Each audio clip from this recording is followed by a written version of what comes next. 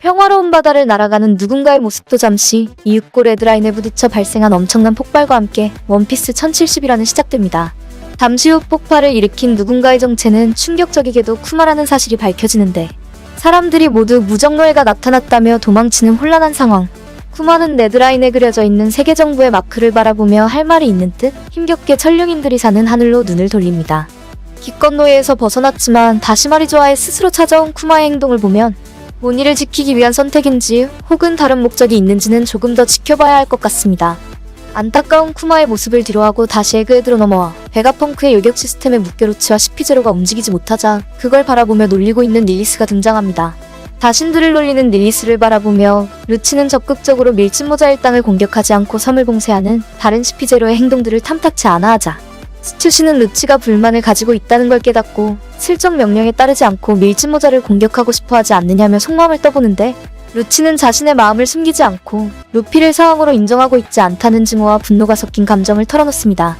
이번에는 반대로 섬의 위쪽으로 넘어와 떠날 준비를 마친 베가펑크의 모습과 탈출 방법을 설명하는 샤카의 모습으로 이어지는데 샤카는 거대 로봇으로 바다로 나가기에는 단점이 많아 도망치기에 적합하지 않다는 이야기를 시작으로 탈출 방법에 대해 고민하자 피타고라스는 시피제로가 실험실로 올라올 수 없는 망둥이일 뿐이라며 걱정은 없다면서 한마디 거들고 릴리스는 샤카가 너무 잘난 척을 한다며 핀잔을 늘어놓습니다.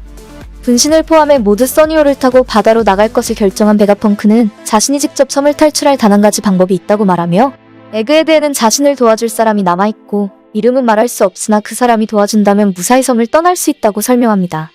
자신을 도와주면 세계 정부에게 쫓길 수 있어 베가펑크는 연락하기를 고민하는 듯 했지만 목숨이 걸린 일이라 황당하게도 1초도 안 돼서 누군가에게 도움을 요청하고 전봇벌레를 받은 누군가는 흔쾌히 베가펑크를 도와주겠다고 약속하면서 새로운 인물이 등장하게 될 것을 암시합니다.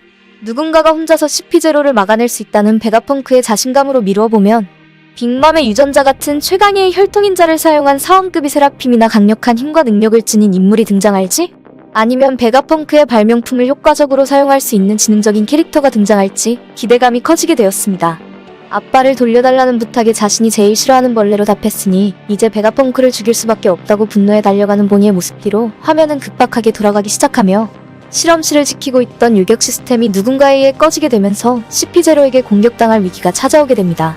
뜬금없는 상황에 적들의 함정일 수 있다고 당황하다 루치와 카쿠는 직접 정찰에 나서 써니오를 보자 배를 부셔버리려고 시도하는데 카쿠의 의미심장한 웃음과 함께 남각이 써니오를 향해 날아가는 절체절명의 순간 누가 자신의 잠을 방해하냐고 짜증을 내고 강력한 참격을 손쉽게 베어버리면서 조로가 등장합니다.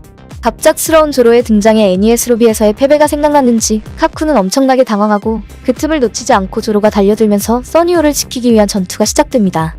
다시 실험실로 돌아와 드디어 루피는 동료들과 재회하게 되는데 나미는 어서 빨리 섬을 떠나야 한다고 말하자 루피는 상륙한 지 얼마나 되었다고 섬을 떠나냐며 조금 더 모험을 하자고 말하다 결국 나미에게 혼나게 됩니다. 혼란한 대화 도중 로비는 베가펑크가 사라진 걸 눈치채고 이어서 보니에게 쫓기는 불쌍한 베가펑크는 쿠마를 원래대로 돌려달라는 협박에 미안하지만 원래대로 돌려줄 수는 없으나 이건 다 이유가 있기 때문이라는 새로운 떡밥으로 키드녀TV의 미리 보기 영상에서 설명드린 대로 쿠마의 인격을 세라핌이나 다른 곳에 옮겨 쓸 것이라는 진실이 점점 가까워지고 있습니다. 잠시 화면은 바다를 항해하며 어딘가에 도착했다고 알리는 키드의 적당과 충격적이게도 자신들이 도착한 곳은 엘바프라고 이야기하는 키드의 모습이 스쳐 지나가며 해군기지에서 거프에게 걸려온 전봇벌레로 대화를 나누는 돌중장에게 화면이 넘어옵니다. 돌중장은 해군에 가능한 전력은 모두 에그헤드로 출발해야 한다고 거프에게 핀잔을 주자 수십 년 동안이나 해군에 있었는데 조금 봐주면 안 되겠냐고 말하며 지금 도착했다는 알 수 없는 이야기를 꺼내놓는 그 순간 코비를 구해달라고 돌중장에게 부탁하던 헤르메포가 밖을 보자 거프가 명령을 어기고 누군가를 데리러 왔다고 외치는 걸 목격하게 됩니다. 해군들이 동료인 코비를 아무도 구하려 하지 않자 거프를 본 헤르메포는 검은 수염 티치가 친구를 납치했는데 자신은 아무것도 할 수 없었다면서 서러움에 더욱더 오열하기 시작합니다.